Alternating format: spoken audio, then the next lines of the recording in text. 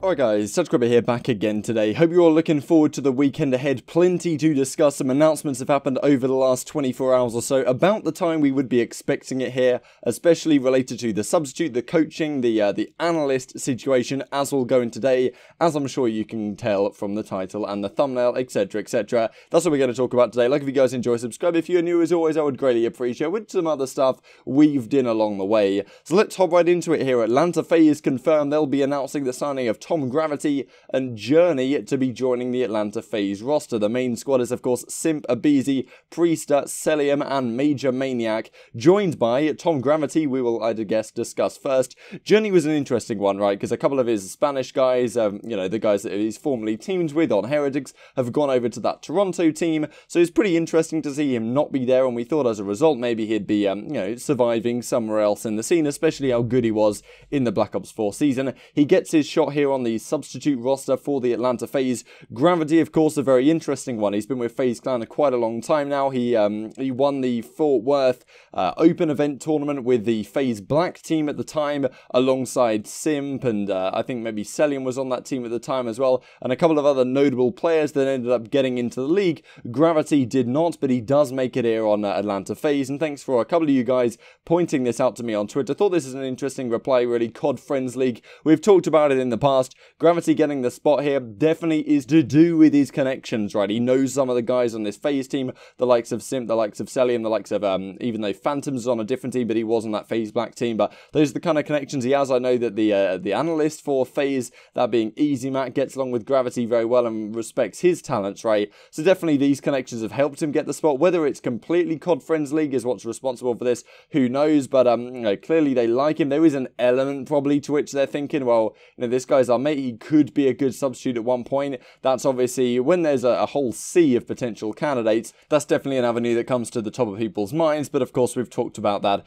a few days ago now. And Journey follows up with this tweet, so to translate from Spanish for those of you like me who don't really speak it too well, the wait has paid off and I can say that this year I'll be competing for Atlanta FaZe. Really wanted to announce it and resolve the doubts of so many of you, because you're essential this year for me and you can't stop supporting us. Finally, the party starts. So we'll have to see if he even gets a spot on the starting roster of this team at some point, because yes, he's a substitute, but I'm not sure if Atlanta FaZe actually have a path to pro team. Actually, I think maybe they do, and these are the details according to Crohn's CDL Intel. So Gravity, Zaptius, Turn Up, Abstract and Journey apparently is going to be the squad. Drama maybe filling in for substitutes temporarily, so it does seem like Atlanta FaZe are actually going to have a path to pro roster. We've been talking about a lot of teams are opting not to do that, which does mean that Journey and Gravity will be able to compete in the upcoming season, which is a lot of the reasons why I think you'll see the substitutes for the Atlanta team being players that you can actually see wanting to compete in the path to pro, whereas we look at the substitutes for, I don't know, for example, Empire or something like that, where they clearly don't have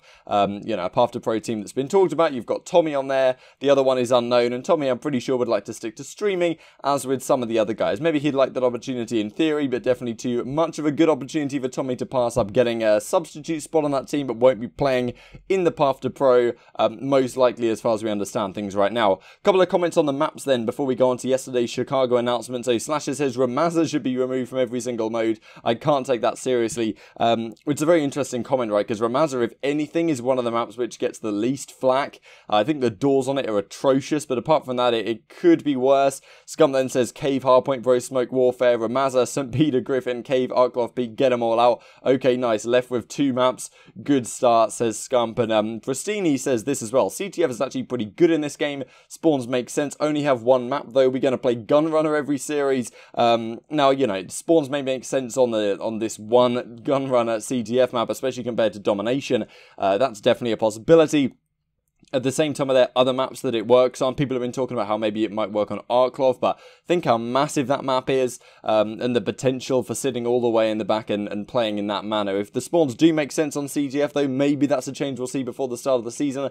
Only a month and a half to go, though, so I can't say it's unbelievably likely. And, you know, Attach replies with CTF plays well in this game. Spores are how they should be already, and it's a game mode that actually takes teamwork and whatnot. It's probably the best game mode at the moment, comes out with, you know, that's what Pristini comes out and says. says, interesting. I've talked out against Domination. I don't think it's a great competitive mode by any means. It's a shame we have it back. Maybe they'll consider the move to CTF. I talked about at the time how maybe it won't work.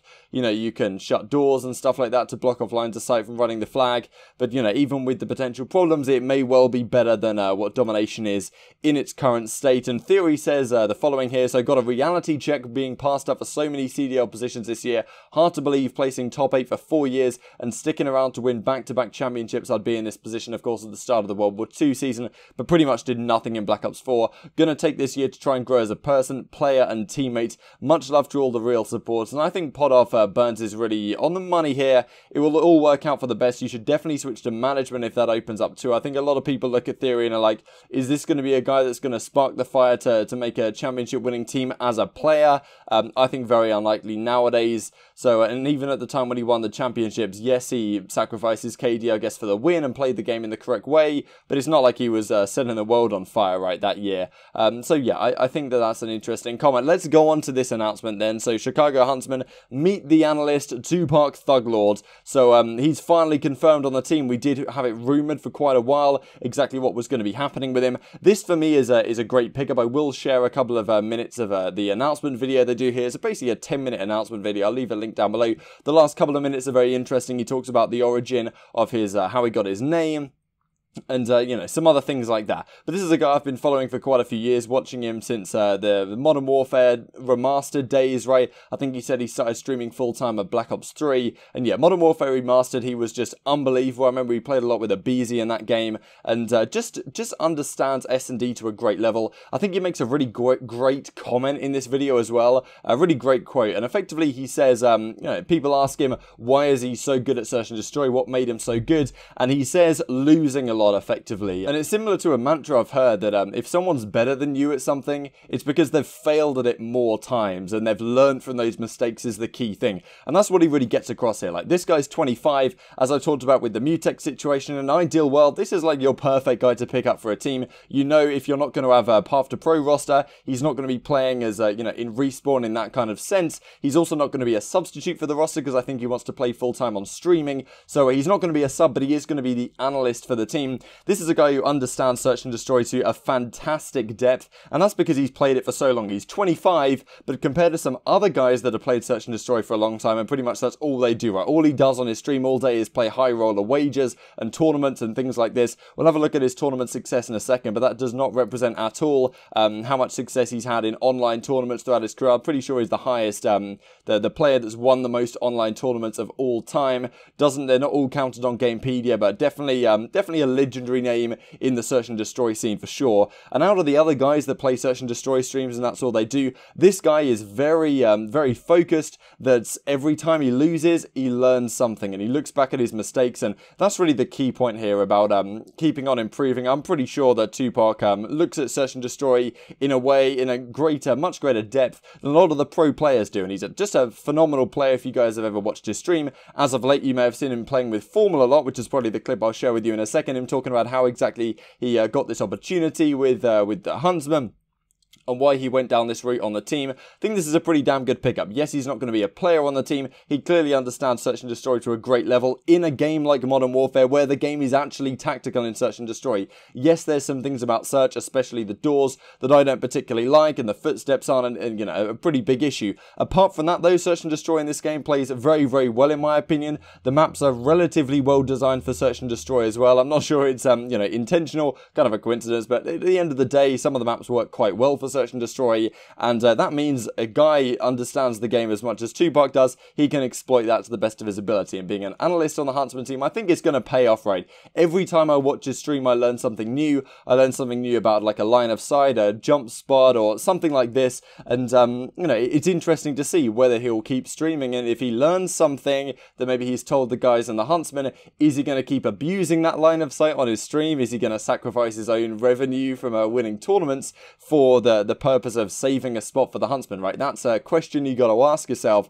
But we'll have to see. Maybe, you know, some of the guys he's playing with come up with strats. We'll have to see how it works, because of course right now he's been playing on stream a lot with Formal and playing tournaments with him. Later in the season, is that still going to be the case? Is his playing, if he does play with the team to try and teach them some new stuff in Search and Destroy tournaments, are the Huntsmen going to say, okay, we'll subsidize this, but don't stream these matches with your team, and obviously we're paying you a salary, so we can tell you just not stream this, and you forfeit that money, but you got our money anyway, and that prevents potential Search and Destroy strategies and stuff being revealed to the wider population and to other teams. But yeah, those are just some thoughts on that. I'll share with you guys this video now from Tupac ThuGLorD on his introduction really to the Chicago Huntsmen. I've actually come in contact with the Huntsmen via Formal, and me and Formal's always known each other through the scene, but we actually started playing a lot of S&D tournaments about 3 weeks ago because I responded to one of his tweets and he needed one for a tournament, and he said he was down. We ended up playing that night. I think we ended up losing like all 3 finals we ended up playing, which was rare, but the vibes were good and we were playing good, and ever since then I'm pretty sure we won over 50 tournaments in a 3-week span. And I was actually leaning towards joining. There was 3 or 4 other offers on the table for me to join, either as a potential sub or analyst for other teams, but I decided to go with the Huntsmen because obviously Hex's foundation is incredible. The fan base has always been by far the best, and this team, like without a doubt, is the best team in the league in my opinion, based on the talent and the just support all around it. So it was a no-brainer for me to join this team. I feel blessed, honestly. I never thought as a young kid playing games that I'd ever make anything out of gaming, let alone hearing the doubt from my family growing up, because you gotta think I'm 25 and it wasn't as popular being successful in gaming when I was growing up. My dad always told me to get up, get a job, do the basics. So now that 25 years old and I've joined a very successful organization full of very successful people that want me to be a part of that, I just feel super blessed to be a part of it all. So here we go, these are his tournament results on Gamepedia across time. Now keep in mind, this is not every single tournament he's ever played. Keep in, you know, a couple of interesting things here. He actually did play at the Dallas Open in World War II and the Vegas Open in Black Ops 4 with not much success at all, but he did talk about the LAN environment a bit. Actually played with a Beezy at the Dallas Open in World War II, which I didn't know. Pretty damn cool. They came top 64. Online tournaments, of course, has been his bread and butter, right? And a lot of these tournaments in the 2Ks and stuff, these are the only tournaments that are counted on Gamepedia, so, you know, you can't see all the number ones that would come up for a lot of the online tournaments. But, you know, there has been some UMG Gaming Prime more recently that Tupac's been entering with, you know, Envoy, Formal, these kind of players. Played the most recent one with, you know, Scump in the premium $1,500 one, and as you can see in that clip, he's talking about playing with Formal, winning like 50 tournaments over the last 3 weeks, which is pretty crazy stuff. So I'd be interested to hear your thoughts down in the comment section below on whether this is a good pickup, what your thought process is here, and you know, how much is this going to benefit the team? Right, you're paying a lot of money for an analyst. He's not a substitute, right? Which is kind of an interesting decision. I understand that from his perspective, but who knows that the possibility could be this season to sub players in for specific Search and Destroy maps, which I thought could be a good opportunity for a guy like ThuGLorD. But yeah, maybe he doesn't want to go down that route, and he'd prefer to stay as a streamer and just add and value add from the back end. Certainly fair enough.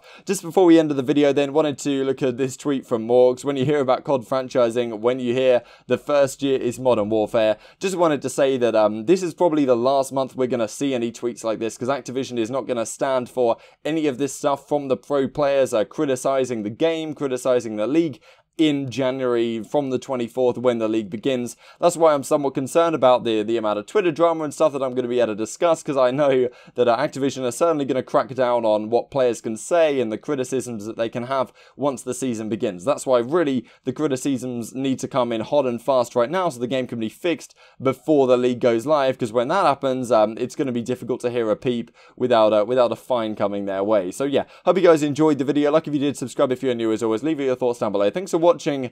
I'll see you next time.